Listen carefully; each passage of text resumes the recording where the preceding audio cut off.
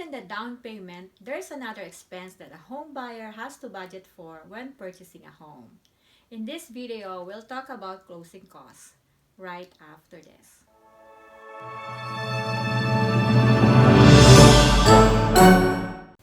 Hi everyone, Lei here, your real estate go-to resource in the Greater Toronto area where I make your real estate dreams come home. Today, we're going to talk about closing costs, an important expense associated with buying a home. You need to have this money at least 2 weeks before the closing date, as your lender will require it. This is about 1.5% to 4% of the final purchase price.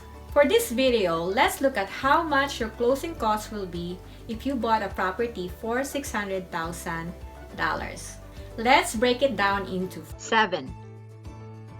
Number 1, land transfer tax. This is the biggest expense in your closing costs, and it is computed as a percentage of your purchase price as follows. The first $55,000 is charged 0.5%.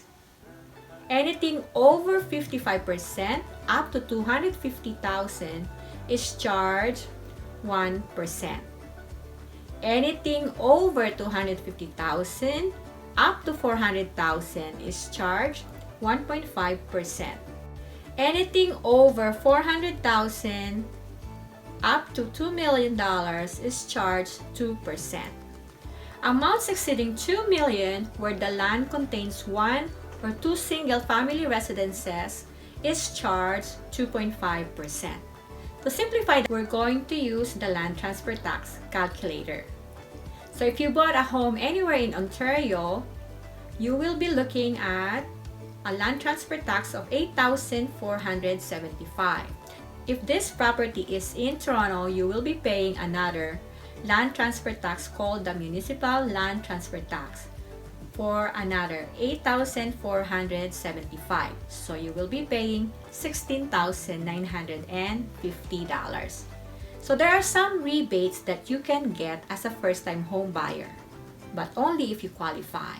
Stick around up to the end and I will let you know how much is the maximum rebate you can get as a first-time home buyer and what are the limitations.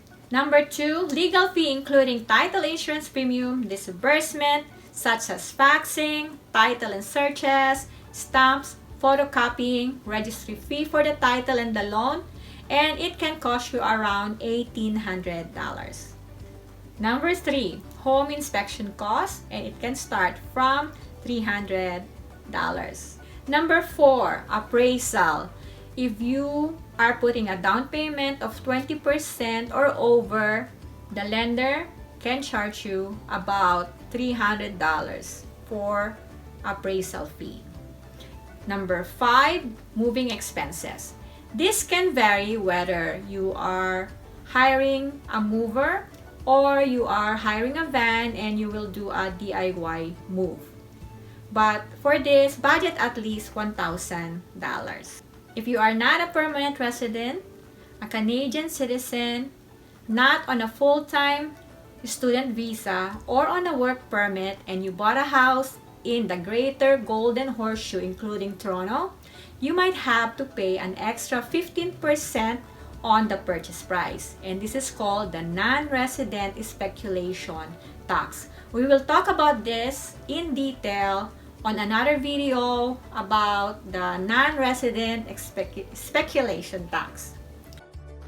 Number 7, if your deposit is below 20%, you will have to pay a PST equivalent to 8% of your CMHC fee. The lender will require you to show at least 1.5% of the purchase price in your account prior to funding, but you should budget at least 4%. If you are buying a brand new property, then you should budget up to 7%. To learn more about the closing costs on a new property, check out my other video about the closing costs on a pre-construction property. If you have general questions about closing costs, comment it down below. Going back to the land transfer tax rebate, beginning January 1 of 2017, no land transfer tax would be payable by qualified first-time purchasers on the first 368,000 of the value for eligible homes. First-time purchasers of homes greater than 368,000 would receive a maximum refund of $4,000. So what are the requirements to get a refund? To qualify for a refund, you must be at least 18 years of age. Number 2, the purchaser must occupy the home as their primary residence within the 9 months of the date of transfer. So if you close in January, you must have resided in the property no later than September in order to qualify for the rebate. Now, number 3, the purchaser must not have owned an eligible home or an interest in an eligible home anywhere in the world. Number 4, if the purchaser has a spouse by marriage or cohabited continuously for at least 3 years, the spouse cannot have owned an eligible home or had ownership interest in an eligible home anywhere in the world while he or she was the purchaser's spouse. So regardless of how the house has been acquired, whether it's a gift, if it's an inheritance, if that's the case, then no refund is available to either spouse. Number 5, they have to be a permanent resident or Canadian citizen or will be within 18 months of the transfer. If this is your first time viewing my channel, check out my other videos about the home buying process where I talk about the 10 steps of buying a house. If you or someone you know is looking to buy anywhere in the Greater Toronto area, give us a call, text, or email us, whatever works for you, and we'll make sure that your moving experience is a breeze. My name is Lei Villar-Cisneros. Thank you for watching. Bye for now. Don't forget to share.